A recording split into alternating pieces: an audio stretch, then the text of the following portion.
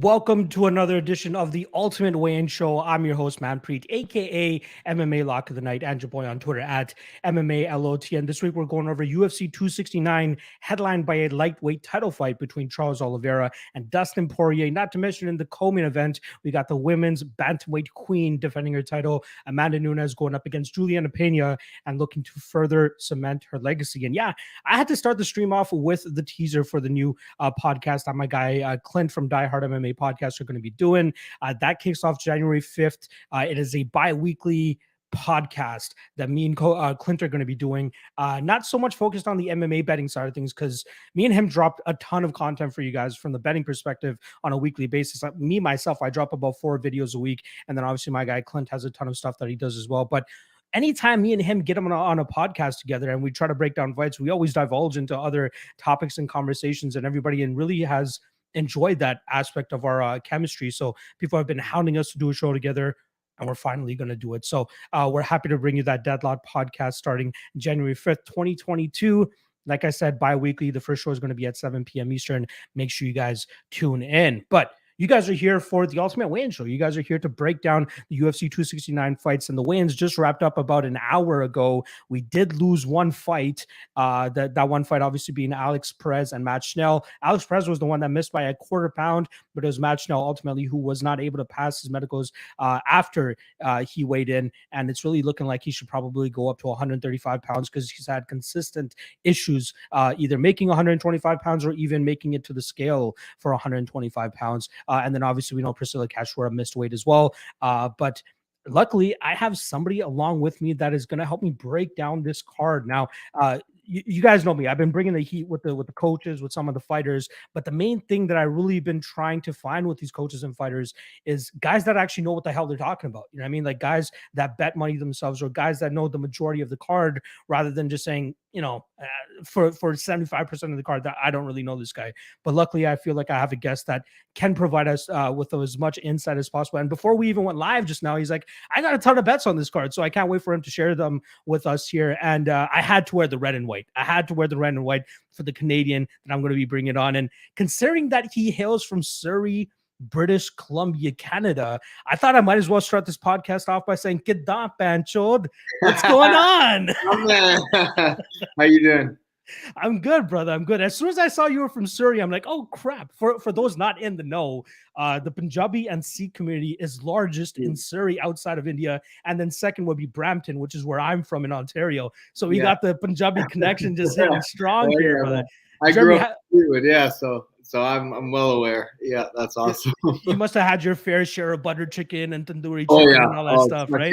Too. Yeah, I love tandoori. That's for sure. The funny thing is, where I'm from in Brampton, growing up in like middle school and high school, the minority were the white kids and the black kids. Was it the same for you in Surrey? Growing up, for sure. And now, I haven't been back in a while, but every time I go back even further, like it's even more and more and more developed as like in, you know, Punjabi Sikh area, and it's cool, man. I love it. I love talking to my non-Indian folks that are from those like highly dense Indian areas. Well, like all my childhood, like a lot of my friends, you know, so I still in communication with a lot of people, but everyone, you know, after high school, you know, you go your different ways, but still Surrey, British Columbia, that's my roots, man. I gotta say, you probably have better Punjabi than I do. You probably I don't know. Of those. I know the swear words, bro. That's all. Everybody does. Exactly. But you are fresh actually off of a win this past weekend over the El Matador, or that's kind of redundant to say. El Matador, Emmanuel Sanchez this past weekend at Bellator. Great win for you, solid. You pull off the upset as I believe a plus 170 underdog as well. You even called out the odds makers after the fight as well. And then I hit you up. I'm like, hey, you better have made some money off yourself. And you're like, I didn't know if I could bet on myself. From what my understanding is, you can bet on yourself as long as you don't bet against yourself. Yeah, I mean that's kind of the thing. So, what are your feelings coming off of that fight? Like, where do you think that puts you in the Bellator featherweight rankings? Because Sanchez, you know, highly touted, had a couple title shots himself. Now you go out there and steal that thunder from him. What are your feelings off that win? Yeah, you know, I'm riding high. It was kind of everything I anticipated. I knew as soon as I got this matchup, I knew I matched up great. I was excited for it. I kind of had a feeling I was going to be the underdog just because of his name value and, you know, but the strength of competition, a lot of people don't realize for me, like, I've only had couple fights in Bellator, but I've been fighting in the top organizations for 5 years, you know, so from the UFC, PFL, couple fights in Brave, now over to Bellator. So it's like I'm up there. And so when they're thinking, oh, you know, Sanchez is a vet, it's like, man, I've had 20 fights too. So I wasn't too worried. It was more styles make fights. And I knew they were going to put him as the favorite. But when I saw the lines coming out, I was like, I almost wasn't going to look. I was like, I know it. I was like, it's going to piss me off. And then I saw the plus 175 and he was a minus 210. And I was like, man, you know, people should be making some money on this one. I didn't want to do it just because I've heard that you can bet on yourself to win, but I've never done it before. So I was like, I don't want the bad juju. I don't know, superstitious, nothing. I was like, I'll just leave this one alone. But I had to call him out, man. It bugged me. So hopefully this next fight, whoever it is, whatever it is, you know, I mean, the lines did start to clear near the end. I think it was like a minus 165. Yeah. 135 plus 165 kind of thing. So it made me feel a little bit better. I was like, it doesn't matter. It's all just smoke and mirrors, but it's more of the respecting and like what the bookies see in you. And, you know, they're right a lot more often than they're not. So when I saw that, it kind of gave me a little like, I got to prove these guys wrong, you know? So I really think that there's something to the hype tax. You know, I mean, that's kind of what I call it. And when a guy has a certain resume or whether he's had title shots in the past, there's always a little bit of hype on it. Sean O'Malley is another guy without like, you know, we're going to talk about him a little bit later, always has that hype tax on his name. Even the Nurmagomedovs or like the Magomedovs, all those Russians, they always get a hype tax. And then we saw obviously Rafion Stotts put a stop to that a couple months ago when he was able to pull off that major upset over Magomedov. So have you seen or has anything from your perspective as a fighter? Sorry, I made money on that one. That was a while ago, but there you go. I was like, this kid can wrestle. I was like, oh yeah. The lines were pretty big on that. It's like a plus 50 or something. Yeah, that's what I was going to ask you in terms of since you started betting a little bit more, you know, a little bit more purposefully, if you want to call it that. Have you really changed anything as a mindset of a fighter? Like, has it really changed anything from you from that perspective? Like, does it open your eyes to anything? Like, what can you tell me about that? Yeah, big thing for me was I went so long without a fight that, you know, a lot of my friends during COVID and everything, everyone was getting into the stocks, the crypto and all that. And I was just like, I was in over my head. Like, that's a lot of homework you got to do. And then I was like, you know, betting on fights, I know it's gambling, but it's the way I look at it, it's very like, I'll invest money in a for sure thing or invest money in a very like a good odds. And it's just something I know so well. I've grown up my whole life around. I know how fights play out. And I was like, you know what, I'm just going to invest and study into this. And this is my kind of my stocks, my side hustle. And it's something I know really well about. You get the inside scoop, you know, who's been training where, injuries, how guys bounce back, little things like that I know the bookies are aware of, but me being right involved in the community, I feel like I get a little bit of an edge. And just knowing how fights play out, and you look at things differently as a betting aspect or as a fan, and that's the hardest part, is like separating, you know, I like this guy and everybody's my friend now in the game. So it's like I used to always make like event picks and I would post it on my Instagram. And then I couldn't anymore because I had too many people, like friends fighting each other, and I'd pick one and they'd be like, what the hell? You don't have a tick on my face. And I'm like, so betting I keep pretty private just because sometimes I'll lay money on somebody that I know, but I don't feel too confident or whatever it is. But it's just it's a little thing that I keep on the side for me, that I just use my my education and my whole life. This is my schooling. So now I kind of like prosper on it. And I'm in a plus. I don't bet huge money just because I've never been a guy like that, but slow money's better than no money, man. Yeah, exactly. I'm slowly starting to run into that where I'm like, I know I'm going to have some of these fighters or coaches on eventually that are either going to call me out on betting against them or something like that. And I'm just waiting for that day to happen. I'll say this. I didn't bet on you last time around. I did have a small play on Emmanuel Sanchez in a parlay, as I did believe that he would give you some issues in terms of off of his back. I think he's very offensive off of his back, but you shut that shit down very well. I will say this also. I had a little grudge against you when you made your UFC debut because because you beat my guy Alex Ricci, hailing from Toronto as well. Okay. Obviously, I had some close ties with him, working with some of the promotions that he was fighting for out here as well. And then when I saw that match, I'm like, oh crap, Ricci's probably going to get Russell fucked here or something. And then that's exactly what happened. You did a really good job in that fight, and it was kind of unceremonious in terms of how your UFC run came to an end, right? You had a 3-1 record, and your last loss was to the now featherweight almost GOAT Alexander Volkanovski. What kind of happened there? And then we'll obviously get into the breakdowns here, but what kind of happened in terms of the falling out with the UFC and then ultimately your departure from there? Yeah, so I was kind of in between management. I was with First Round for a while there, and then there was just some stuff in between us that, you know, you don't really don't need to air, but it was just kind of souring. And then at the end, I got rid of them. I left them, and I had my one fight left on my deal that I was already kind of scheduled the fight. I had to pull out with an injury. And so I just messaged Sean. I was like, hey, let's rebook this. And it was for Australia. And so I finished out my contract. I didn't re-sign or anything. I was under no management, just doing it by myself. And then when the fight happened, obviously it went the way it went, and I was not under contract. I was like, okay, well, now what's next? I was like, hey, Sean, like, what do we do now? Like, do I get a new contract? Whatever. Like, I was just such a kid and no guidance because I was just on my own. And then he's like, well, we got the Ultimate Fighter. That was when they did the 145. I think it was Bryce Mitchell's season. Oh, yeah. Then they were doing Contender Series for the first year, and it was all 45ers, 55ers, signing a bunch of new guys. And there was 3. And Dana White's looking for a fight. So there's 3 avenues all throughout the summer that they were planning on signing a bunch of guys. And they're like, oh, we're going to hold off, and then we'll look to like September, October. And that was after my first fight. I mean, my first loss, and I was like, okay, no, I can't sit this long on that being my last performance. Simmer, you don't want to do simmer and stuff, yeah. So I was still keeping that open, but I was also kind of just looking for other options as well, just seeing what I can get. And then Brave came to me. They offered me less money, but it was not bad money for, especially at the contract I was at the UFC at the time. So I'll take a little bit of a pay cut, but they were going to keep me busy. They're like, oh, you know, if you sign this, we'll have you on a card in a month later. And so I ended up fighting August of that same year. I fought Volkanovski in February. Took a couple months of negotiation. So I signed with Brave, and I was like, hey, you know what? I had a UFC out clause with them. So I was like, I'll go get a couple fights and then come back, and at least I have no downtime. And so I ended up having the 2 fights. Brave won those, but at the time, that's when I signed on with my manager now, Ali, with Dominance, and he had a great deal with PFL. So I just ended up going that route instead. You know, I jumped on the money, jumped on the opportunity of a tournament, and then now I've kind of gone a whole different way. And now I'm finally at Bellator here, and I love it, man. It's my home. Yeah, it doesn't really always need to be UFC or bust for a lot of guys. Right? Like, you've been there.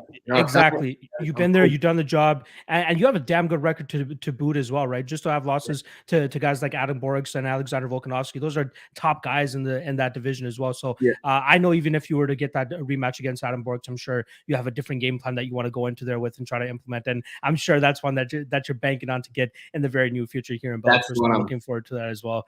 All right. Jeremy, we're here to break down UFC 269. I really like to, pick the brain of the guests a little bit before we get going. But everybody wants to hear our thoughts on the fights that are happening tomorrow night. So but before we do kick it off, this is the ultimate weigh-in show, right?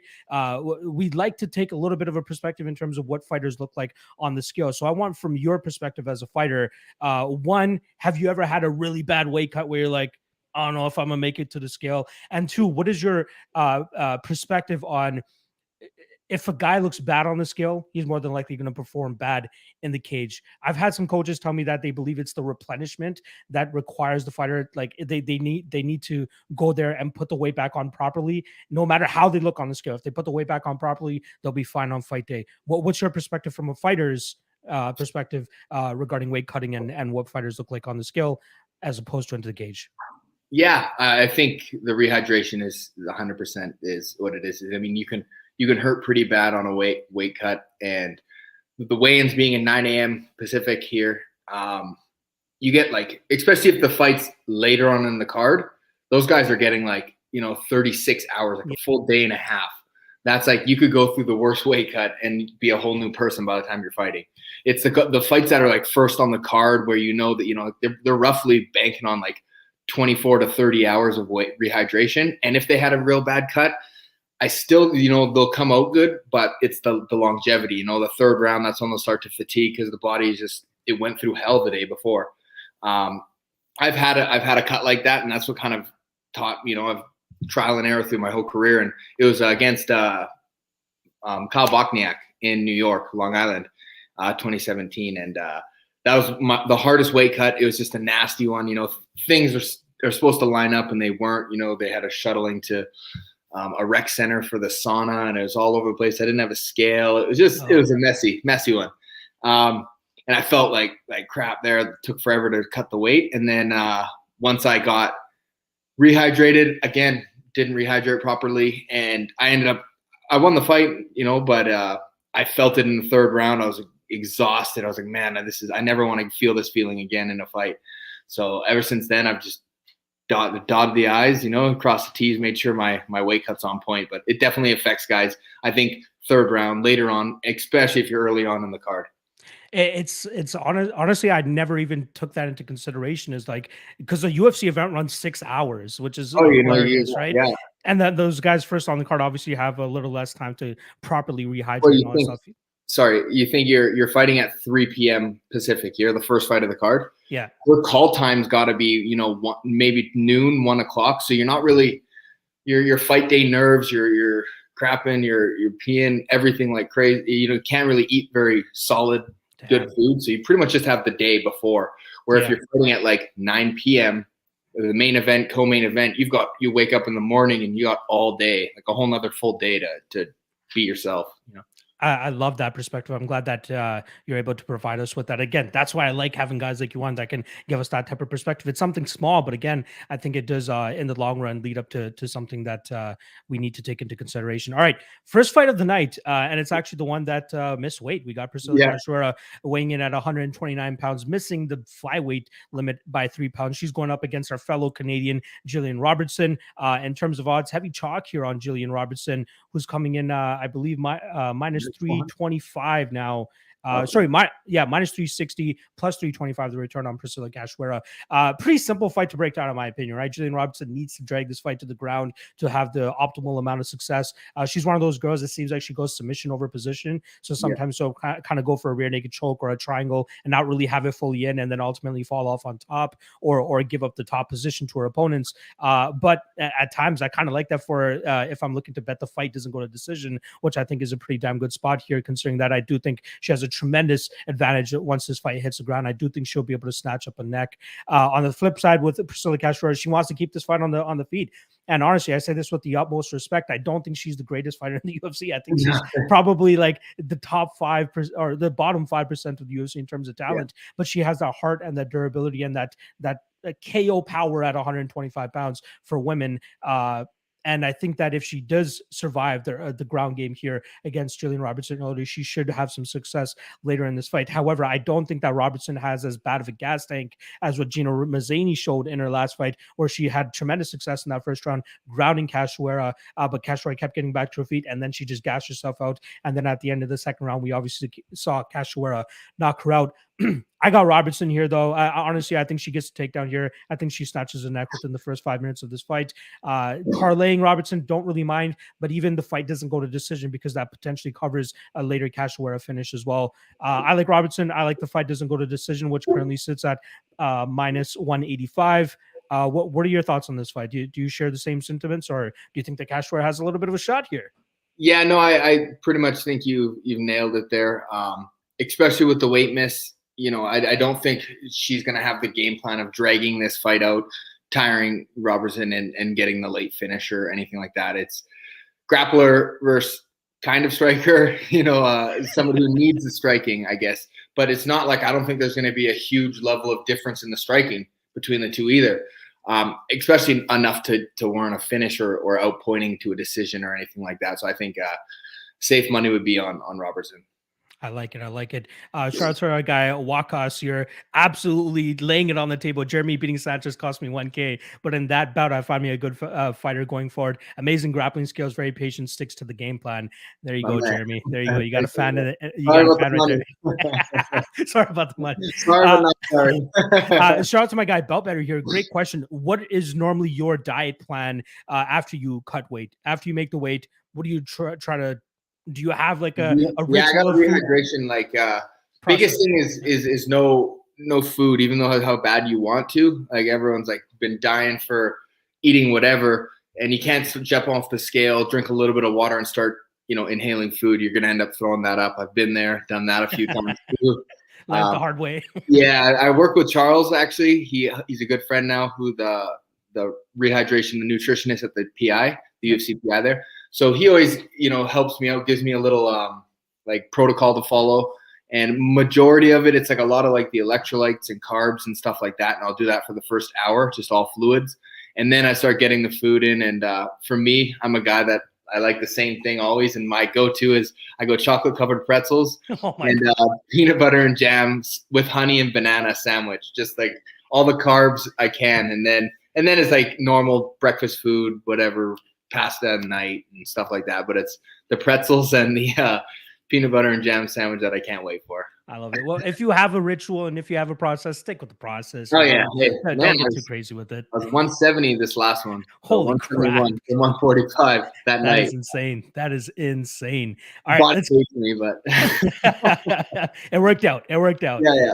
All right, let's move on to the next fight here. We got a bantamweight scrap between Randy Costa and Tony Kelley. In terms of odds, we're looking at minus 175 for Randy Costa, plus 155 on Tony Kelley. I'm pretty invested in the fight doesn't go to decision in this spot, man, because Randy Costa is a banshee when he comes out there and fights. Yeah. We obviously saw it last time around against Adrian Yanez, putting the heat on him for about 4 minutes, and then it seems like he starts to slow down. At the ending of that first round, you see the tide start to turn, and which I find hilarious, or actually not hilarious, but weird, because you have normally, at least from my studies and experience, seeing fighters when they have success, they don't really gas out, right? Like they have that confidence and that kind of fuels them. Whereas Costa, it seemed like, no matter how much success he had early in that fight, he was still going to gas out just because he couldn't keep that up with the pace that he was really putting on Yanez. And then obviously we saw Yanez dispatch of him in the second round. That's the second time we've seen Randy Costa touch up an opponent for 5 minutes and then fall short in that second round, then end up getting finished, because more often than not, he's finishing these guys early in his fights. Now, Tony Kelley, 8 fights into his professional MMA career, has yet to be finished. And I see that's the reason a lot of people are thinking that this fight won't finish inside the distance, because it's going to be hard to put him away.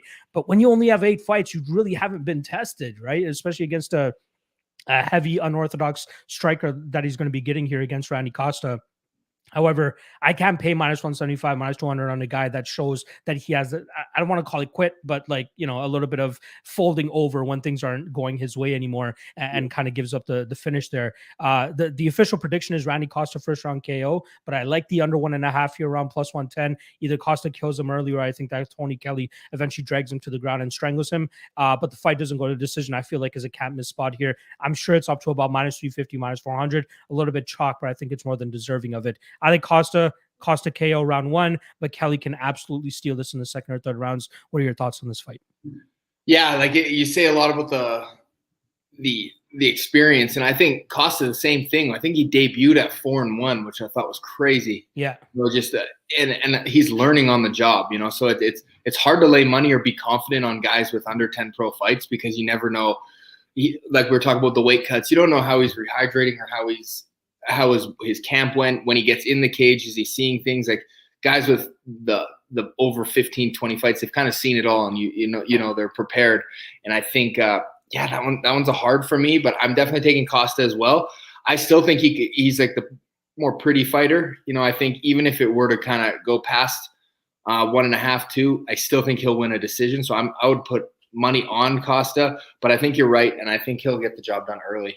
And but even then, I don't see him wilting or folding this time around. I don't think Kelley's that kind of danger. But Yanez is a savage, man. You can see what he's done. So it shows a little bit of a blueprint, but at the same time, strength of competition is important on that one. And I think you're right. Absolutely. Randy Costa was 4-0 coming into the UFC with more than 3 minutes of fight time, professional fight time, before he made his UFC debut. So big shout out to him for actually pulling that off. And down there at Sanford MMA, I think that they're going to be able to kind of morph him into a much better fighter here. All right, let's move on to the next fight in your division here at 145 pounds. We got Ryan Hall going up against Derek Minner. In terms of odds, we're looking at minus 190 for Ryan Hall, minus 190 for Ryan Hall, plus 165 165, the return on Derek Minner. I'll actually let you kick this one off. What do you think about this weird stylistic matchup between these guys? One. I've been bouncing around on this. It's so many questions. Minner's a hammer. He always comes out so hard, but then he kind of starts to fade off too. You've seen that in a few of his fights, especially the Herbert Burns one kind of comes to mind. He's putting it on him, and then he ends up getting submitted. But with Hall, it's so hard because you don't know how he's going to show up. Is he going to be diving for ankles, or is he going to be doing the spinning wheel kick and keeping you really at bay? And I think I would go fight doesn't go decision, and I'm going to take Hall. I think he'll snatch up a sub probably later on in the fight, though. I don't think super early because Minner is a good grappler, but I just think he needs to get into the fight first, and then he kind of always slows down a little bit. He looked good his last one, but he's on a couple tear, isn't he? Or no, he's Derek Minner. He's lost his last to Elkins, but Rosa and Laramie, and Laramie's tough too. But he caught him in that guillotine. I don't think he's gonna be able to out grapple Hall, and I think that's his only route to winning. Hall's very good at defensive striking. He's been in there with a lot of guys, and he's been able to avoid taking too much damage. But again, age comes into it at some point. I don't think this one though. I'll take Hall by sub, but just fight doesn't go the distance if we're going a little bit more easier. I don't know the exact odds on that. That's going to have to be you. But I got you. Yeah. Fight doesn't go to decision is currently sitting at -205, so some chalk there in terms of seeing that one. But I completely understand it. Derek Minner, obviously, the last time he got his hand raised was by decision, which is a very weird thing and very rare thing for his career, considering the last time he won a decision fight was 6 years prior when he was still on the regional scene over there. Was able to pick up a win. But that Charles Rosa fight, I feel like, was a great stylistic matchup for him because Rosa, BJJ black belt, but seems to be a little too content with being off of his back, or even has issues in terms of getting back to his feet. And Derek Minner took full advantage of that. He's a hard guy to put away too. So. Yeah, he is a hard guy to put away for sure. We've seen him in very tight submission attempts before. Just go watch that Bryce Mitchell fight back again, and you'll see exactly from there. I choked for days. Yeah, exactly. Everything. Oh. Yeah. But yeah, earlier in the week, I was leaning Derek Minner by decision here. I thought he would kind of stay away from the crazy antics of Ryan Hall, a lot of that spinning shit or even those Eminari rolls. I feel like if he stays away from that and just gets off a little bit of his offense, that could be fine. However, I just can't get over that cardio issue that he seems to have as well, right? Like if he goes balls to the wall and starts to gas himself out like he did in the Darren Elkins fight, he could find himself in trouble here. The spot that I'm actually considering is Ryan Hall to win in round 3 at plus 1,000. I think that's a damn good spot here, as I could see him kind of just wearing out Derek Minner and then eventually finding that finish. Again, my prediction earlier in the week was Derek Minner decision. I'm more than likely going to be moving off that. I want nothing to do with that fight, honestly, other than that crazy prop that I just laid out as well. All right, let's move on to the next fight here. And we're going to be talking about flyweights between Erin Blanchfield and Miranda Maverick. In terms of odds, we're looking at -140 for Miranda Maverick and +120 the return on Erin Blanchfield. I'm not a big fan of when the UFC does this, when they put together very solid prospects, right? They did it in Miranda Maverick's last fight when she went up against Macy Barber. I believed, and everybody believes, that she actually won that fight. Macy Barber comes out and ends up getting her hand raised that night, however. But now she's looking to bounce back against Erin Blanchfield here. Very solid prospect herself. Like I said, her bread and butter is her jiu-jitsu game and her wrestling game. If she's able to get the fight to the ground, she does a good enough job in terms of keeping her opponents there. Her striking game is ever developing as well. She was able to decapitate Victoria Leonardo a couple fights ago, but even in her last fight against her Alpar, she showed some good hands and then blended in some good takedowns behind that. I know that's something that a lot of fighters try to do as masterfully as they can, right? Like there's no point in shooting naked takedowns because more often than not your opponent's going to see it unless you have a high level wrestling game like my guy Jeremy, right? Jeremy over here. But some guys they really need to put some punches and kicks together first to be able to draw out that high guard and then eventually go down and change levels and get that takedown. That's exactly what I think that Erin Blanchfield needs to do here.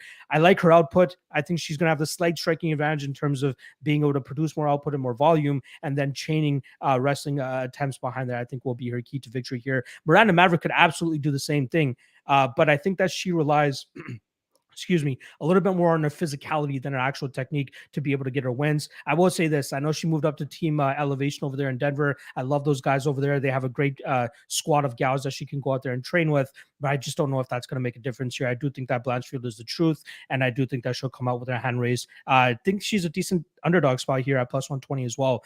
Are you familiar with these women, Jeremy? And ultimately, what are your thoughts here? I'm not. Yeah, honestly, I've just heard Maverick a lot. You know, I'm not too educated on the female divisions, especially the 125. You know, I follow the straw weights, and then a lot of especially my weight classes. And but yeah, this one it's hard to keep up on. And I was kind of just like taking notes from you actually on that one. So I was like, I'm gonna pass on this, but now I'm gonna probably lay some on Blanchfield. Yeah, it's a close fight, man. Personally, I don't have anything shelled out on it right now myself, but if I were to put a bet on it and you're putting a gun to my head, I got to go with Blanchfield, man. I think she shows a little bit more. And obviously, we spoke about it a little bit earlier. Level of competition is a big thing. And I feel like Maverick has obviously been fighting the better competition. But I think that at a certain point, Blanchfield finally getting her due to fight a legitimate competitor. And I think she'll end up showing up. So my money is going to be on Blanchfield if I do pull the trigger on this fight. All right, let's move on to the next one here. We got a middleweight scrap between Andre Munhoz and Eric Anders. In terms of odds, we got minus 150 for Andre Munhoz, plus 130 the return on Eric Anders. A very underwhelming performance from Anders last time around against Darren Stewart, where he got 8 minutes of control time, pushing him up against the cage, landing a takedown or two, and really just grinding out Darren Stewart in those spots. And I believe that this is going to be his third training camp now over there at Fight Ready. I love those guys down at Arizona. Eddie Cha, Santiago DeFranco doing wonders with Eric Anders' game. And I'm really hoping that the fact that the last fight was at 205 pounds, just that extra weight probably just caused Eric Anders to be a little bit slower, a little bit more lethargic, because when they fought at 185 pounds the fight before, he was absolutely putting it on Darren Stewart, and unfortunately hit him with an illegal strike, and that fight ended up going to a no contest. I think he will be able to stop the takedowns here of Andre Munhoz. I think he's a stronger, more physical guy, and I think he will be successful in terms of sprawling and brawling. I've been seeing him talking about that throughout this fight week in terms of his interviews. The guy will be able to stop the takedowns, in my opinion, and then from there should be able to kind of put together some combinations and some clinch work to really hurt Andre Munhoz and work him out over the 15-minute mark. So I actually like Anders. I see this fight going the full 15 minutes as well. I do think that we see this go to a decision, but I do think that we'll see Anders get his hand raised here simply by sprawling and brawling. What are your thoughts on this matchup? Yeah, I mean, I'm not too sure on Muniz. I know Anders really well. You know, he's a good friend of mine. He's been out here in Vegas a lot too. So I got like the heart and the brain going with him. And I think he performs way better at 185. You know, a lot of guys always say when they don't have to cut weight, they feel better. But I think at that size, when he gets to 205, he's just a little too lethargic, you know, a little too slow, and even seems to fade, even though he's not cutting weight, you know. So I'm bigger, stronger guy. So I think this fight, you know, Anders, again, like I say, I'm going to take Anders too, and I'm going to take it on the over. I have it on the prop here for me is over 1.5. And anytime I see a 1.5, I always jump on it. You know, I think it's, especially in MMA, you know, it's pretty easy the fight to last over that long. So that's what I'm personally going for. It's minus 150 for me, but I'm still taking that. That's a sharp ass look, man. I honestly overlooked the totals for that, and kind of surprised. I don't know why I thought it would have been at 2.5, but even at 1.5, minus 155 is a damn good spot, because I could definitely see this fight get dragged on a little bit. There is going to be some clinching and some grappling going on, and that normally does allow the fight to go past that 1.5 round mark. Munhoz is obviously dangerous with his jiu-jitsu. We saw last time where he was able to break Cachoeira's arm, wasn't one of the more nastier submissions that we saw, but yeah, I like that over 1.5. Very sharp line there. I really appreciate you bringing that one up, my guy. All right, let's move on to the next fight. Another middleweight scrap. We got Bruno Silva going up against the Beverly Hills Ninja, Jordan Wright. In terms of odds, we're currently looking at minus 325 for Bruno Silva and plus 285 the return on Jordan Wright. And all I can say, Jeremy, violence, man. We got violence coming up here. Bruno Silva, obviously a tremendous knockout artist, even when he's getting taken down and getting worked from on top, just as we saw in his last fight against Andrew Sanchez. The guy has sustainable power. He can keep that power from minute 1 to minute 15, and that's what he's shown in, obviously, in the Andrew Sanchez fight. He showed it in his M1 run when he was fighting over there in the Russian regional scene, and I think he has a ton of heat. He should be able to find that chin of Jordan Wright here and put him down, but I don't want to fully discount the Beverly Hills Ninja. For a certain period of time, I'm not gonna lie, he was a butt of the joke of the MMA community because he was like King Can Crusher on the regional scene. I think his the accumulated total record of his opponents on the regional scene was like 10 and 70 something. If I'm over exaggerating a little bit, but it was really bad. It was really bad. Then we obviously saw him go into the Contender Series and get deaded by Anthony Fluffy Hernandez within a minute of that fight. Obviously, that gets turned over overturned, and we see Jordan Wright eventually make his way back to the UFC. Has been able to provide us with some couple cool knockouts. Obviously, pro Jamie Pickett, I believe last time around. But I do think that this one will be a war. We should not overlook him at all. He's explosive. He's fast. He's got my guy Anthony Hardonk in his corner as well, who's obviously a very accredited striking coach as well. He could find that knockout himself. So the way that I went, and I'm kind of hating myself a little bit for it now, I did parlay the fight doesn't go to decision when it was around -400 with Alex Perez. But as you guys know, Alex Perez is off the card now. Now I got 2 units straight here at -400 on the fight doesn't go to decision. But I think even if you take the fight doesn't start round 3, I don't think that's a bad spot either at -285. But Bruno Silva by KO, that's probably the spot here at -165. How are you seeing this one go down? Honestly, that's me too. I like Jordan Wright. I like his style. He's fun. He's good. But Bruno's a killer, man. Anytime a guy can go over there and do well on a Russian organization like M1 and be successful over there, he's been through a lot. Who knows what kind of travel that takes and experience in general. And he's a killer since coming over to the UFC too, and I think he's a heavy hitter. 2 guys that are looking to strike. I see this fight doesn't go the distance, and I got Bruno Silva as well. I like it. All right, we're moving right on to a heavyweight scrap between Augusto Sakai, and Tai Tuivasa. Pretty much a pick 'em here, -105, -110 across the board. Close fight, right? Heavyweight, anything could happen in terms of if a guy lands that perfect punch. But I think the more complete fighter here is Augusto Sakai, who uses his movement a little bit better, uses the overall MMA game a little bit better than Tai Tuivasa. Now, Tuivasa, when he uses his leg kicks, he can be dangerous. Obviously, he can immobilize his opponents. The guy has tree trunks for legs, but I'm sure the power off that is very nasty too. Obviously, heavy hands as well. We've seen him go to decision a couple times, but I think more often than not, he needs that knockout to be successful, especially against a more complete fighter here, against a guy like Augusto Sakai. I think the sneaky play here, similar to the Andre Muniz and Eric Anders fight, is actually the over. The over 1.5 is currently sitting at -155. Sometimes these guys are more slow and plodding, and we don't really get much action at times. And I could see a couple clinch scenarios as well, which kind of prolongs the fight. I like the over 1.5. I don't even mind the fight goes to decision if you like to sweat out a bet. +175 for this to go the full 15 minutes. I think it has a damn good chance considering the type of styles that we're getting here and how they're going to actually how they're actually going to clash when they actually step inside the cage here. I like Sakai. I like Sakai by decision personally. Any thoughts on this fight? How do you see this car crash or lack of car crash going down? Yeah. I mean, I don't really touch heavyweights too often, unless I'm super confident in something, just because, like you said, anything can happen. Those big guys thrown, and you see them go to this decision a lot too. It doesn't matter who they are, it just sometimes it's either a quick knockout or once they get a little fatigued and the fight starts to play out a little bit, they kind of just coast all the way to the end. You don't see too many late finishes, especially in the outside of the top 10, top 15. I think you got this too with fight goes the distance. I'd probably take Sakai as well. Just more complete fighter overall. I like it. All right, that brings us to the next fight. I'm very curious to hear your thoughts on this one. We got Pedro Munhoz going up against Dominic Cruz. In terms of odds, we got -120-ish on Pedro Munhoz and +100 on Dominic Cruz. I'll actually let you kick this one off, man. What do you think about this bantamweight scrap between 2 guys with some pretty decent styles? Yeah, you pretty much know the game plans going into this. Munhoz is going to try to walk Cruz down, and Cruz is going to do Cruz's thing, and with the footwork and agility, and try to pick him apart on the outside. And it's just a really hard one to nail down, just because that it's the game plans and who's is going to prevail. And the consistency of Cruz is what kind of makes me scared to lay it all on him. It's not the same guy as 2016, 2017, 2018.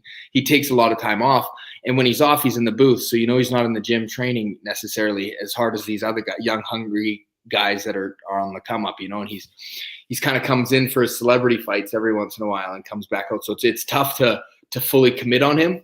I think you got over 2.5 or fight goes to the decision. I mean, you're probably not going to get very good odds on that. I think I have -250 on over 2.5.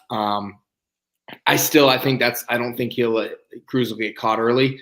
And if I was laying the money, I would go probably Cruz by decision, just because the judges seem to really love his dynamic footwork, and even on these close rounds with the output and the punch stats and all that, he usually gets the nod that way. Pedro's no joke though, but I'm going Cruz by decision. Yeah, that's exactly the bet that I have on this fight. I have +185 on Dominic Cruz. I personally, I've been hearing both sides here. I've been seeing people say Pedro Munhoz is the perfect stylistic match for Dominic Cruz, and even the opposite. This is the perfect stylistic matchup for Pedro Munhoz.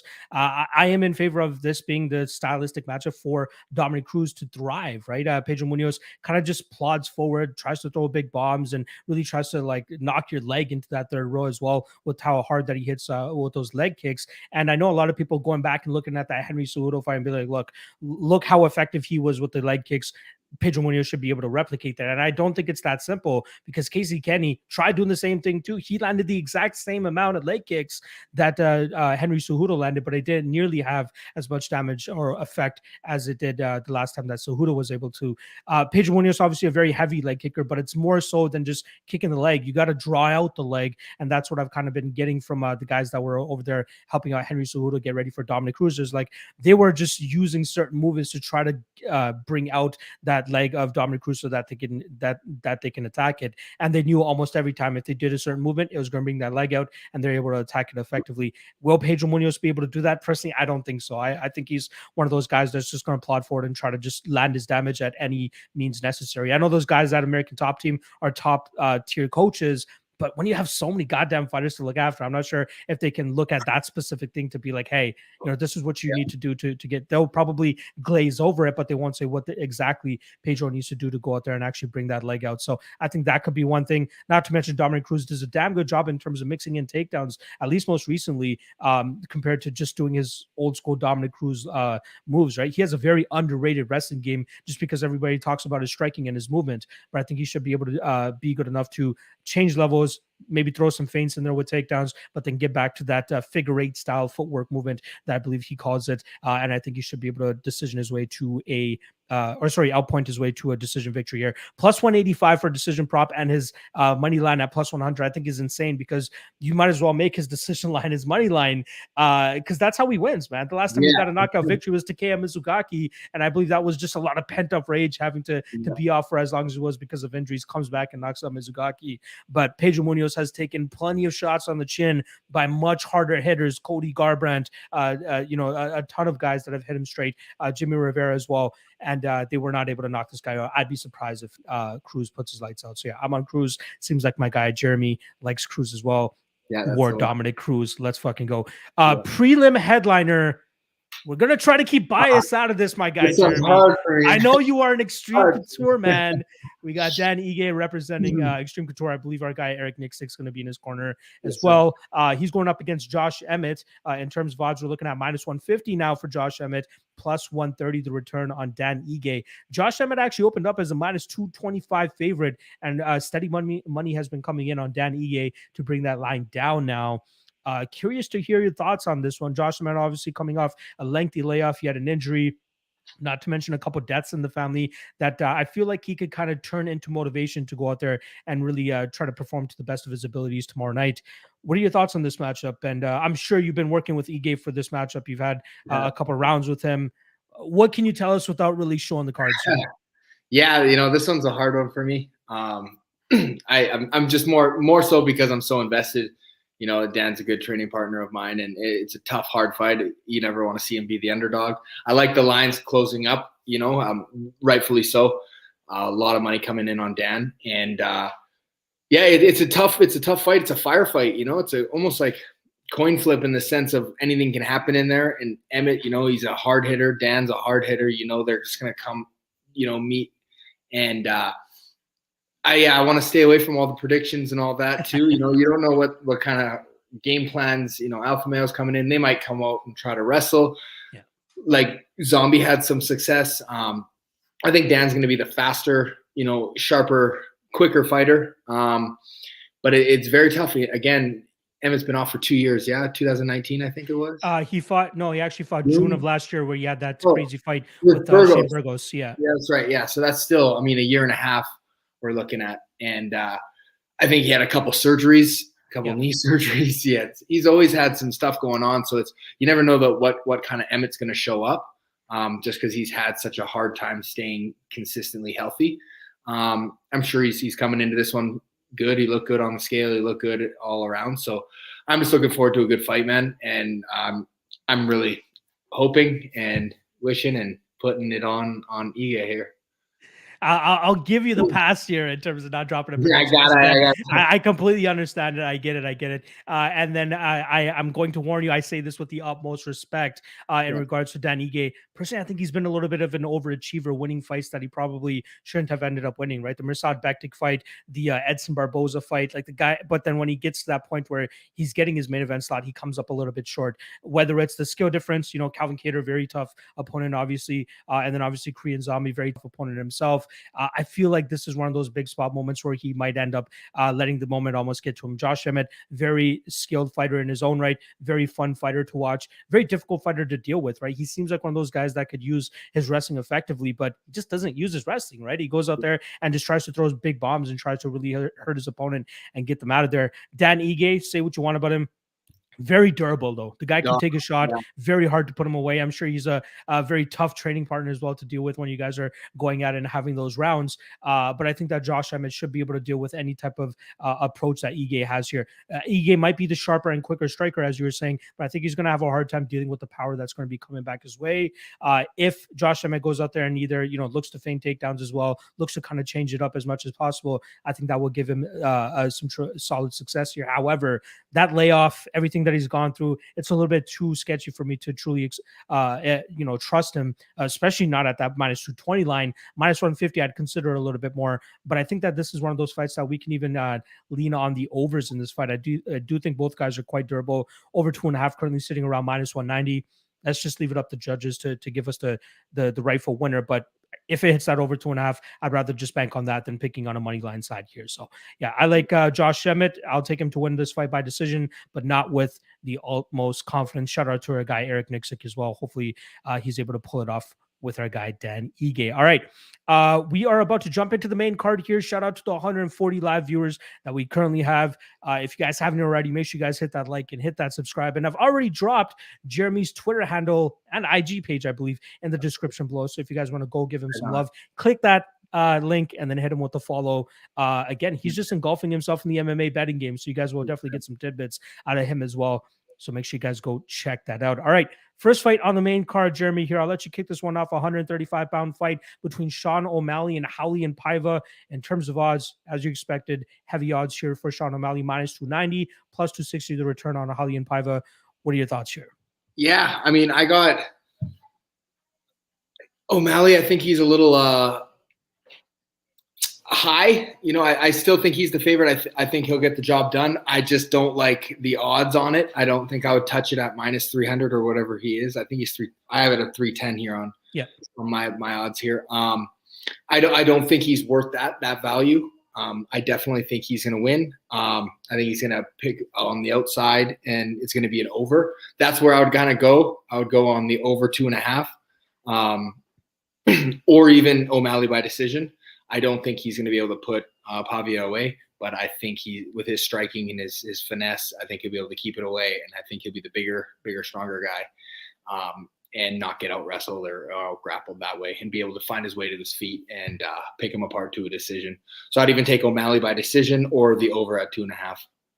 I'm on the inside the distance here a little bit more. I know he went almost to 415 against Chris Moutinho last time around. I don't know what that guy's jaw is made of, but he was not going out at all. I know Paiva is a very difficult fighter to put away as well. We obviously saw that last time when he went up against Kyler Phillips. Clear cut 10-8 in that first round, in my opinion, for Kyler Phillips. And then Paiva goes out there and 10-9s those next two. Should have been a draw. Paiva gets his hand raised regardless. happy for me. I had a plus 230 ticket there on Paiva regardless, so I was happy to cash that one. But in regards to this matchup, he gets hit way too much, man. His striking defense does not seem the best to me, and with a guy like Sean O'Malley, who just seems to be a little bit of a wizard on the feet, really is able to set up his traps and able to kind of lead people onto his strikes. I feel as though he'll be able to do that effectively here against a guy like Holly and Paiva. I still can't get that Eddie Wine, the knockout, out of my head. That's one of the craziest. And I think maybe that's where like you get hung up on a previous fight, and I'm going off of the last fight against, it was Chris, right? Moutinho, yeah. So it's like you see that one, and that's the only one where I'm like, he couldn't put him away, but he landed like a million. 200, it was like 280 or something. Some guys are just like that, and I think he was having fun with them early on, feints, landing at like 100%. So, I mean, you bring up a very good point. He has those nasty knockouts prior too, so. So sometimes the chin's there for guys, sometimes it's not, right? Like the perfect example I like to make is Chris Gritzmacher when he went up against Alexander Hernandez, gets starched in 30 seconds, and then his next fight goes a full 15 minutes with another heavy hitter, and Rafa Garcia pulls off the upset, right? Like it's night and day in terms of whether you're going to get guys' chins showing up or not, and that's exactly the question marks I have for Paiva this weekend. Again, never been finished by KO, but I feel like he hasn't fought a striker like O'Malley in the past, and given how hittable Paiva is, I'd be surprised if he takes those shots flush on the chin over and over again. So yeah, I got O'Malley by KO, which I think is sitting around plus 110 right now. If I am making a play on that fight, that's the one that I'm going with. All right, let's move on to the next fight here. The flyweight debut of Mr. Cody Garbrandt, who looked damn good on the scales, in my opinion. I thought he looked, a lot better than I expected him to look. He's going up against Kai Kara France. In terms of odds, we're looking at minus 140 for Cody Garbrandt, plus 120 to return on Kai Kara France. I'll let you lead this one off, brother. What do you think? Yeah, I mean, Cody scares me with his, his demeanor and his fight IQ and getting caught up into brawls. And for his first fight down, testing that, that weight cut and that performance, Kai Kara France, don't blink is not the stylistic matchup you would want to see. I don't think it's a very good fight for him. I think he'll be the bigger guy. He looked a lot bigger than Kai at the press conference, and he seemed to make the weight no problem. And, Alpha Male knows how to rehydrate. He'll be fine come fight night. I think he'll perform well. I just think a lot of guys you see when they drop, you saw it in TJ, the chin's not quite as there. They can't take the same amount of punishment when, they drop that much weight. But I don't think Cody was ever a big 35er, so I don't think we're looking at a huge – drastic guy coming way down. I do think it kind of gives me that Pedro Munhoz kind of style fight. I think they're going to get drawn up in a brawl, and I think Kai's going to probably catch him. That's where I'm going on my dog. I'm going the underdog on this one, and I'm going to say fight inside the distance. Yeah, I completely understand your rationale there. That was kind of my thinking as well going into this fight. Is like you got Garbrandt, who's had a little bit of a durability issue in his career, now going down a weight class. Usually that's not the greatest thing for a fighter, and now you're going up against a heavy hitter like Kai Kara France. That's a big step up as well. Not a step up, but like a big concern, obviously going into that fight for Cody Garbrandt. Speed is obviously something that he's going to have to get adjusted to going down a weight class as well. 135 pounders, those guys are quick, but 125ers got to be the quickest in the game. So that's something that Cody should worry about here. But if it doesn't come down to the knockout, I truly believe that Garbrandt has the better game of both of these guys. I think he's the much more complete striker. If we get somewhat close to classic Cody Garbrandt, he should be able to style on Kai Kara France here. I think if this fight does see the 15-minute mark, it's a Cody Garbrandt fight, man. I think that means that he plays a disciplined game, lands the strikes that he needs to. Maybe he might even drop Kai a couple times. I think that's where we start to see him start to take over. But if Kai lands that big shot, he could be able to put out the lights of Cody Garbrandt here. The way that I'd personally play this fight is Kai Kara France by KO at plus 300, and then Cody Garbrandt by decision, which is currently sitting at plus 360. Those are two spots I feel like you'd make money regardless, obviously giving the odds there. But call me surprised if I see Kai Kara France actually win this fight if it goes to a 15-minute decision. But yeah, I'm going with Cody Garbrandt by decision. I think he stays away from the big power and gets the strikes off. And my guy Jeremey sees the knockout here for Kai Kara France. Now it is up to you, the viewer, to decide which one you trust more, the fighter or some schlub that's sitting in here on a couch. I'm impressed with the stats, man. I got to start watching. doing my homework a little bit more too. I got you. You know, my DMs are always open, Jeremy. Let's yes, go. sir. All right, let's move on to the next fight here. We got a welterweight scrap.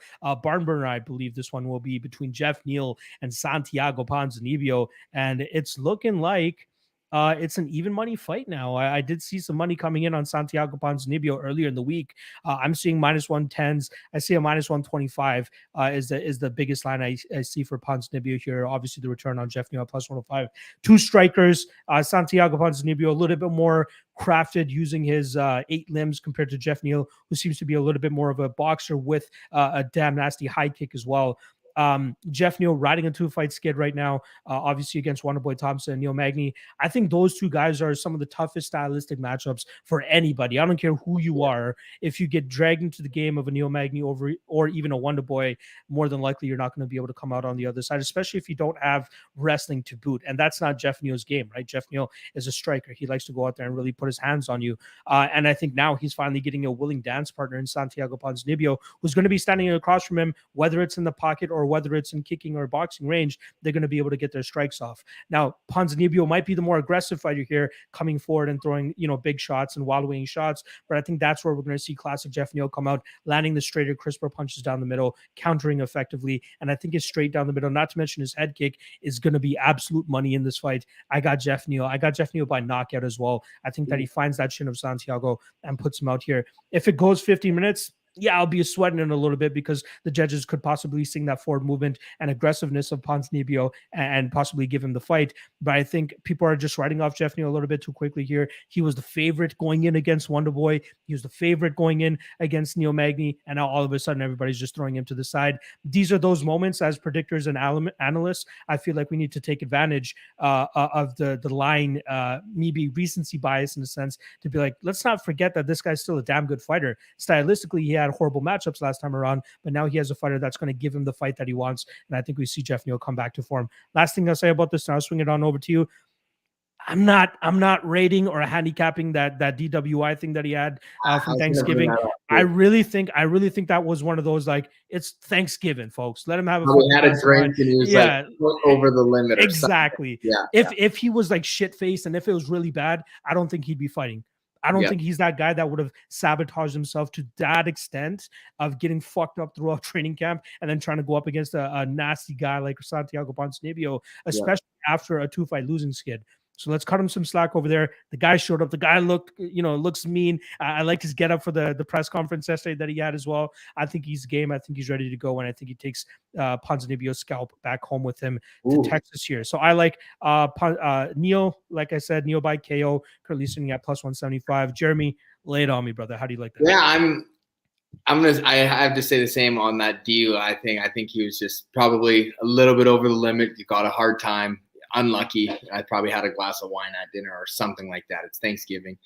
He looked in shape. I saw him at the PI all week. He's been here for a while. He looked good. I'm a bit of a sucker, man, for these longer fights. You get two strikers, you get a little bit of gun shy. I don't think it's like you got two, pretty technical, good strikers. They're going to feel each other out a little bit. I don't see it being a firefight right out the gate. They're not that style. I think they're going to try to find timing, find reads. And I'm going the over 1.5 I have here. It's -165, but anytime I see a 1.5, I'm a sucker for it, man. Like I said, especially when you get two strikers, but striking matches are chess matches too, so I think it's going to drag out. I personally have Santiago by decision, or even late finish, but I think it's going over the 1.5. But it's more of a pick'em fight for me as winner. But as the fight's going to play out, I feel like it's going to go a little longer, and I'm going at over 1.5. Yeah, I do agree with that. I don't think that we'll see these guys throw down right away. I do think it'll take a little bit of while for these guys to get warmed up, and we should start to see it open up after that 1.5 mark. I will say this: the last time I bet an over 1.5, I hate over 1.5 myself personally. I'm more of a violence guy. I try to find the violence bets, honestly. The last over 1.5 I officially bet was Santiago Ponzinibbio against Li Jingliang back in January. They played patty cake for 4 minutes. and then they just uncork these bombs and Santiago goes down. And I was just so pissed off. I felt so good considering how that fight was going on, and then they just unleashed on each other. But again, I don't mind that over 1.5 play, but I do think eventually here Jeff Neal is going to find that perfect shot and put Ponzinibbio's lights out. I can't wait for it. It should be fun no matter what the outcome is there. All right, co-main event time. First title fight that we have of the night, Amanda the Goat. I'm calling her the Goat. Clarissa, she's going to move over. Sure, yeah, you lost. Yeah, exactly. You lost. You lose your privileges to Goat. Yeah. Amanda Nunes minus 900 going up against Juliana Pena plus 600. Yeah, Jeremy, I'll let you kick this one off. Did you find anywhere that you can find value on this fight? Overs, unders, anything? What do you like? I had my notes here waiting for you. I was gonna what's he gonna tell me to do on this one? I can kick it off if you want me to kick it off. I mean, anytime you got Nunes or Valentina or even Kayla Harrison in the PFL, you're always like, that's for sure money, but the odds always come out and it's like it's not even worth it. I know. Minus 195 is what I have Nunes at. Still, I wouldn't touch the money line on that at all. You're kind of looking at props, and again, it's so hard because she's came out and I thought, especially her fights at 45, Nunes. It's always how you think Amanda's going to handle the fights, And at 35, she seems to be a killer, and then at 45, she seemed to coast through these for a couple fights. So I lost a lot on that Megan Anderson fight. She came out and just blew right through her. And the fight before that, I think, was Felicia Spencer, and that won 5, all 5, I think. So you never know if she's going to go play what game she's going to play. If she's going to come out like a hammer, or is she going to come out and be cautious and 50-45 these girls. Pena is just a bit of a dog where I think she's going to come right at her and keep throwing. And I feel like Amanda's always fought better at 35. That's just her natural weight class. I think she tries to play smart, like safer, because I know we've had gas tank issues way back in the day. You can't really fund. 5 rounds is hard for anybody. So sure. But I think for me on a pick here, I want to go. I was leaning on Nunes by decision, but then I was like, no, I watched the countdown. I watched everything. I was like, no, there's no way. I did a little bit more homework on it. I was like, I'm going with second round TKO for Nunes. She gets it done in the second round. I think the first round is going to play out a little bit, and then she'll impose her will on that second. And I think we'll even see Pena fade a little bit. I know she's got a good gas tank when she comes forward, but she's just too frantic. I think she's going to come in and just try to throw caution to the wind and buy into her own little game plan a little bit too much and just get overwhelmed after the first.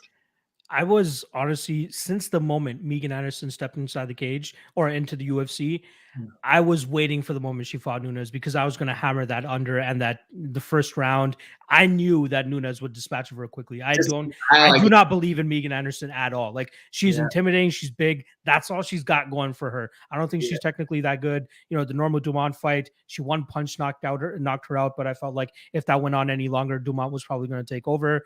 But yeah, against Nunes, I thought she was intimidated going into that fight. I'm sure you've seen the meme going around where she's walking through the UFC PI, just walking to the cage, and she looks like ghost faced and looked like she just threw up or something like that. I just had a feeling that fight was not going to see the second round, and I'm glad that Nunes was able to get it done. But yeah, I'm kind of in the same boat as you, where I've like the Cyborg fight. I thought we'd see them kind of play it out a little bit longer. We saw obviously Cyborg go a couple rounds in the past as well.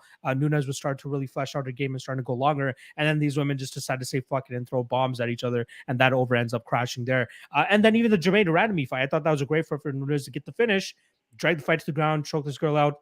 That goes 25. Same thing in the Felicia Spencer fight, but Felicia, I think she's the only one that can say she's gone 25 minutes with Amanda Nunes and 15 minutes with Cyborg, right? That girl is just so tough to put away. So good job to her in terms of being able to survive, and obviously happy retirement to her as now as well as she's hung it up. But in this fight, the spot that I'm leaning to, if you're putting a gun to my head, is the over 1.5. I do think that we see this go over the 7.5 minute mark. For Juliana Pena to have success, she's got to wrap her up, right? She's got to clinch her. She's got to drag her to the ground. That's her bread and butter. That's her Sigjitsu roots, where she needs to go and try to drag this fight to the ground and try to have success there. But I just don't think it's going to work out to the rate that she's expecting it to. But if anything, it will help prolong the fight. And I think that's where Nunes is going to be a little bit careful in terms of not overthrowing early to potentially give up a takedown. So my prediction was actually Amanda Nunes round 3 TKO. I'm completely down with that round 2 TKO as well. But for legitimate odds, like not betting -900, betting the over 1.5, which is now currently sitting at -130, -125, depending on where you're looking at. I think that's probably the best bet here. Again, everybody loves to see Nunes go out there and decapitate somebody, but I do think it's going to take her a little bit longer here to do that. All right. We are at 160 live viewers now. I appreciate everybody joining us on this Friday afternoon. If you guys haven't already, make sure you guys hit that like, hit that subscribe, and then show my guy Jeremey some love as well. We got the link to his social medias in the description below. Hit my guy with the follow, and you guys will get all the insights for his upcoming Bellator fight, which obviously we don't know when that's going to be because he just got a dub this past weekend. What do you want next? Let's just do that before we get into the main event. Yeah, what do you have your eyes on? What do you have your sights on? Don't give me the whatever Rich Chow throws at me or whatever. Don't give me that shit, Jeremey. Come on. Yeah. Honestly, like we were talking about that Adam Bork's rematch is always there. I don't think that's going to come right away. Anytime I get a mic in my face, I'm going to ask for it. I don't see it coming right now. I think they're holding off for him to give him something big. Then when the rankings came out, they put me at 7. So, Weichel's right there, but I really want that Pedro Carvalho fight, so I'm going to push for that, but I don't know if everyone's kind of chomping at the bits at him. It's like all the sharks are circling him in the top 5. So again, I don't know where we're going to go from here, but anybody in the top 10, but I like Daniel Weichel or Pedro Carvalho. And then there's that Adam Bork's rematch, but I'm just looking at, enjoying the holidays, maybe get a new contract lined up, be permanent home in Bellator, and be happy and see what they want to do with me there. Any timeline? Any I'd like to fight. I've got a bunch of weddings. All childhood friends seem to be getting all married next summer, so I'd like to get a fight in February, March, even April, and then it's like May, June, July. I got like 4 or 5 weddings. One over is in Italy, so I really don't want to juggle a training camp around that. If I have any kind of say in it, I'll be like, please just get me going right away, and then I'll chill, and then get another one near the end of the year or something like that. But mostly, and we got some things to figure out right now, but I'm hoping early New Year. And something that I wanted to ask you in regards to your nickname. Yeah. Junior Bacon Cheeseburger. Is that what? That's what it is, man. From Wendy's. Yeah, come on. What's the origin of that? What's the origin of that? Oh, that's from. I was like, I've been MMA for my whole life. My first fight was I was 16, an amateur fight in a church, that Surrey Relay Church, and. So just a young kid, not really knowing anything about the sport of strength and conditioning, road work, cardio, nutrition, weight cutting, anything like that. I was just a kid who did jiu-jitsu. And then once I turned, I was an amateur and always, getting into not the most disciplined fighter. And I was the young kid on my team. And then when I turned pro, like, okay, Jeremey, you're going pro now, man. It's like, it's for money. You gotta get in the road work. You gotta get strength and conditioning. You gotta up your diet, be clean eating. And I was like, okay, cool. I got it, guys. No worries. Solid. Started running, then they came back to me. I got my first pro debut bout, booked. And they're like, all right, so how's the diet looking? Like, do you need help with it? What can we do? And I was like, no, man, I'm solid. We're good. I was like, I switched to Wendy's, like dead serious because they're fresher. The lettuce is crunchy. I was like, it's all fresh, never frozen meat. Yeah. I was like dead serious too, because I was a McDonald's guy and just eating junk food. And then I thought wholeheartedly that I was switching it up, get the fresh lettuce that's, wet and crunchy. And I was like, all right. Iceberg lettuce, solid. Diet Coke, we're good. And then they just started calling me JVC and it just stuck, it was more of like, I wasn't like diehard into the JVCs the rest of my career. It was just, I was the junior of the team and my kind of matches my initials a little bit. So that's JVC. Yeah. It was a good, nice ring to it. And JVC and GSP, the two Canadian icons. I love it. I had a feeling it had something to do with that, but I just wanted to confirm horse's mouth itself. So anytime I go back to BC, I get it though. The Wendy's out in Vegas is not up to par for me. I go to mix it up. What's the burger spot in Vegas for you? Oh man, there's a few. You can't get so many. There's Fuku Burger. Fuku Burger is like my all-time out here. and Skinny Fats has got a lot of good burgers, and it's Okay. those are my probably top two that I like. Then you got Lazy Dog. They got a peanut butter and PB&J burger. So, I'm allergic to peanuts, so I can't. okay, it's habanero jam, and then with some like almond butter, peanut butter, and some good beef. Is man, sweet and savory. I'll leave that to you guys. Yeah. That sounds nasty, but whatever. It is what it is. But yeah, there you guys go. You got the JBC origin story right there. Yeah. All right. Main event time. Charles Oliveira, Dustin Poirier, lightweight strap on the line. In terms of odds, we got minus 140 now for Dustin Poirier, plus 120 with the return on the champion, Charles Oliveira. Jeremy, I'll actually let you kick this one off, man. What do you think about this fight? Honestly, like, I love Charles. You know, he's probably my favorite 155er to watch. I just think even when him and Chandler fought, I thought Dustin was the number one, the best lightweight, you know, ever since Khabib retired. I think he's just durable. His conditioning's good. He's got good striking, good southpaw. You know, you've seen him in a lot of wars that he's always seems to be coming out on top one too. You know, so he digs deep. He gets it done. I have him. I know Charles, you know, people have said he's back and forth with his, you know, his heart and his durability, the fight in him. I don't think that's the case. You know, he wants to win just as bad. You know, he's had unlucky, you know, injuries and fights and whatnot. But I'm going with, I think Dustin gets it done. I think he finishes this fight. I know I have it in my head that he's getting a TKO in the third round. You know, I laid money on that bet. I think I was at plus 800 or something stupid. So I was excited on that. And I almost counting it before it's done. But it's just, I get something in my head and I was like, that's the one. You know, I think he gets it done later on in the fight. I think it's just the durability in the war he's able to withstand. I don't think he gets submitted. I don't think he gets taken down and out grappled. And I think on the feet, he's just going to hit too hard and come with weird angles and just be more durable and bring the dogfight out that we don't know necessarily Charles can sustain, especially if it goes into the third, looking at a fourth or a fifth. He's never even been there. So I got DP and TKO round 3.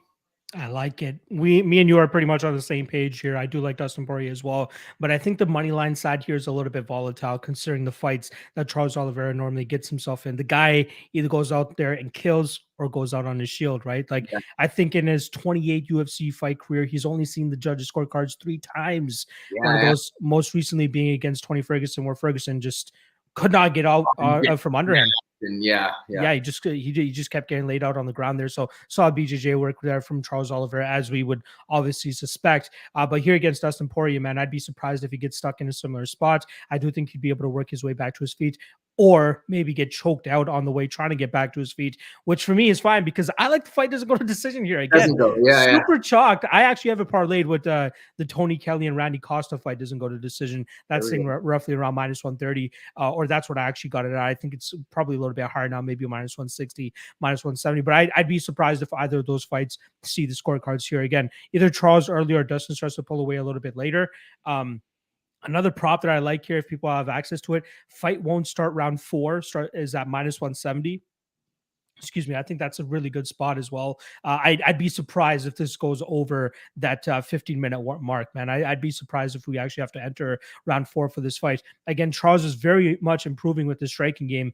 Used to be a legit just BJJ guy. He used to have a decent kicking game. If I'm not mistaken, he had tremendous success with kicks earlier in his career, but now he's putting his hands together. His Muay Thai looks great.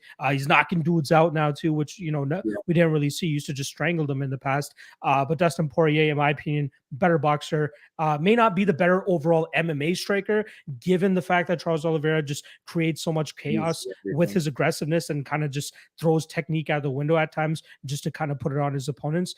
But I'd be surprised if Dustin Poirier is the guy that wilts to that kind of pressure and that kind of aggressiveness. I think he'll counter effectively here. But yeah, I do think we see this go at least into the second or third round. And that's where I think that we'll see Poirier eventually get his hand raised. So yeah, I'm in agreement with you. Poirier round 3 plus 700 does not look bad to me, honestly, but the fight to not start round 4 is probably my favorite bet on this entire fight, minus 170 on that spot as well.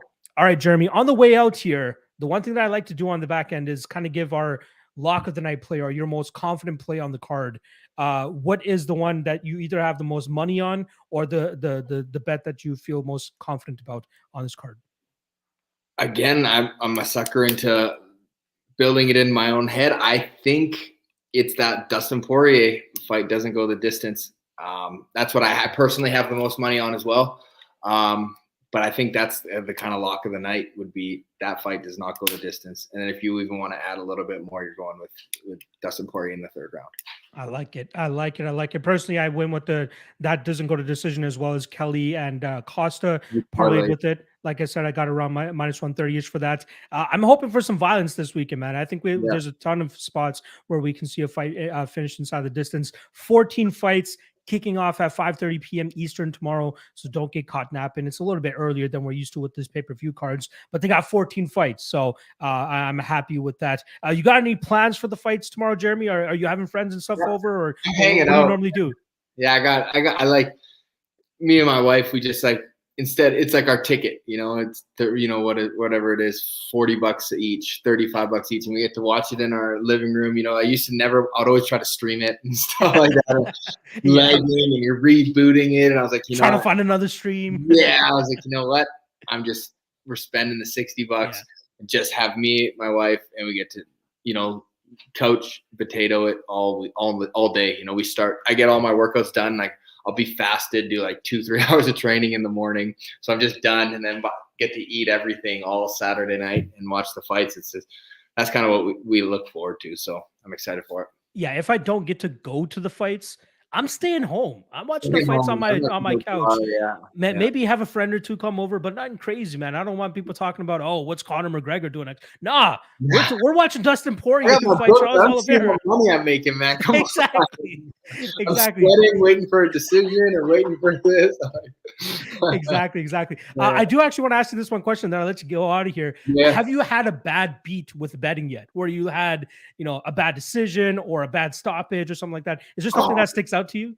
Nothing that sticks out to me, but I have for sure where I'm like, I got lucky there, or like when a decision goes the other way, and like I can't think off the top of my head. I'm gonna end up DMing you about it. Like this is the one, but I know I've had a few of them where I'm like, and I think a finish too. I had the leg break on, I think it was Cruz. Yeah, Cruz and Smith, yeah, and then I had that first round TKO. And I was like, I'll take that one.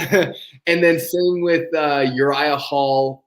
What was the fight that didn't even get started on? I think one of his last ones. Chris Weidman. I think that was the same night. Same night. I had both.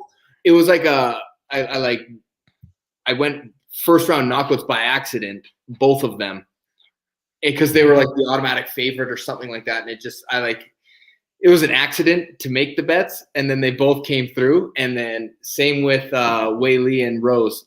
I bet her to win decision, but it was actually a first round TKO, and they all first round TKOs. And I was just like made bank on guys I didn't even think was going to win. I was like, that's the one. But yeah, that whole event, I remember I messed up on my bets. UFC 263 or 264. Right after my fight with Borix, yeah. And I was actually out there cornering Tristan Connolly. Oh, shit. Nice. Yeah. And then I was like, man, that worked. Maybe you should make mistakes a little bit more often. Yeah. That's awesome. Anything you want to say on the way out to the viewers, anybody that's watching this? We normally hit about 2,500, 3,000 views by the time the fight actually drops. Anything you want to say on the back end here, and then I'll wrap it up? No, yeah, just love thanks for having me on. I got a bunch of bets that I'm going to go start making now too. I got a bunch of tips here, and you're a wizard, man. I like the studying you did. And then it's a change of pace for you, right? Compared to the who are you fighting next, or what are you doing? I mean, it's nice to just break down fights and talk. I had fun, man. This hour and 20 just flew right by. So I was like, anytime, I'd love to come back on and we'll chop it up and talk some more bets. And it's awesome, man. You're right in my wheelhouse. I appreciate it. Maybe we'll get my guy Gary Mangan on here with There us we go. as well too. I'm sure you guys can He's catch up on as the well. two stocks. That's it. He's not into the fight bets. He's a bit smarter than us, if anything. Yeah, right? yeah. He's a little bit smarter than us, if anything. If I'm not mistaken, he gave up a cushy 6-figure job to pick up MMA, and it's working out for him regardless, whether it's in the stocks or with the accounting stuff. So shout out to him. All right, Jeremy, I really appreciate you taking the time out. I know you got to get your makeup on. You're heading on over to the World MMA Awards very shortly, but I do appreciate you taking out the time and doing this with me. Shout out to the live viewers that we currently have again on the back end here. If you haven't already, make sure you guys hit that like, hit that subscribe, and then show my guy Jeremy some love as well. Links to his social media pages are in the description below. Hope you guys enjoyed the show. Let's make some freaking bank tomorrow. And I am last stream that I'm doing tomorrow, 1 p.m. Eastern, Fight Day live chat. It's all about you guys, the viewers. You guys are more than welcome to drop by and drop any questions, comments, concerns you guys have at the last minute. I'd be happy to answer those for you guys so that we can try to put some more green in our pocket tomorrow. I'm on a bit of a cold run myself. Hoping to break that this weekend with some nice cashing. I'm just banking on the violence this weekend, Jeremy. Let's hope we see some finishes here, and we should be able to be a little bit richer come Sunday morning. Jeremy, once again, appreciate you coming on. Shout out to everybody. Good luck on your bets, and we'll see you guys for the last UFC event next week. Chris Daukaus against Derek Lewis. One last one for the year, and then we got a three-week hiatus. So let's try to end this thing off with a bang. Appreciate you guys checking it out, and good luck on your bets tomorrow. Oh, man, thank you.